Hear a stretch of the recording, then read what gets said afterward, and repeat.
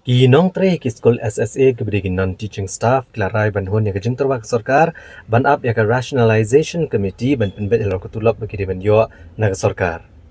Ya kene kerai la syam hadian kejeng elang badu commissioner secretary jang ketenat peliputi Vijay Kumar kebelalong hakakat kendai trek unailar arhajar arpusau hamin secretariat. All Meghalaya SSA Non-Teaching Staff Association kalap penlong ya kejing ki isong klan mongor naduk kalai puai trek unaitung arhajar arpusau hamadan malki. Nagbenta bandawa ban kentiu kutulap jang kisi hajar ars bangut kinong tray SSA kibedegi non-teaching staff.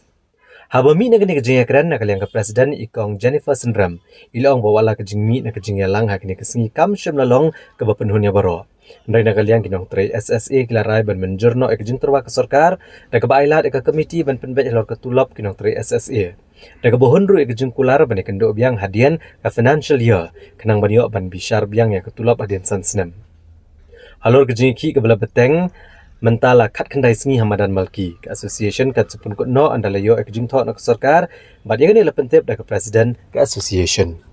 Di kapi structure bagi pansi pansim dia namar beli kalau punya namar ke kabar penuan sekecil hati basdam berbuat sedih dengan cike tinggi ngisem dengan cike yang apa nyempit lang dan yang tinggi dengan yang tunggu cobu di minta ada cingkom pun hot 100% tinggi 4 pun ki namar nilai di pansi bangin accept dia kata cingkai juki namar ni pak yo pada kata tin assurance jaga tin letter nak ki dikilap kong bakin ay matasi dan dilaban ay matasi tin tingin sa kam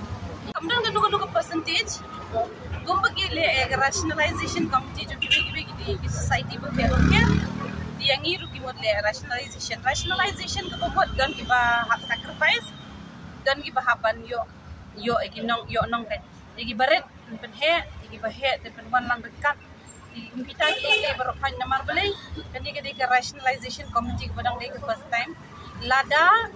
ngimle kum taru ngilasham jing namar ka jing ken jing dia ar kalau apa sebenarnya sekendau financial burden bukan sakambut ya ka bagadi ke ba kasin ke baningkong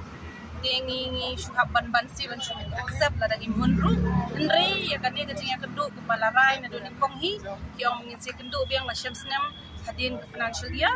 dalam adab ke 31st March dan saya kendu biang sasisin bat kan ke committee ru kan review biang pa iging sali structure sahadin sansne mo yana kata-kata ka jing sha ke padio namar balai kalau ni dan giban hapan dia streamline ki damahan rei ya kata ha workout ipan pada assurance naki bagi ai kata time frame kan within how many months how many weeks kita dia kata ban khen ban dia ban yo kata final figure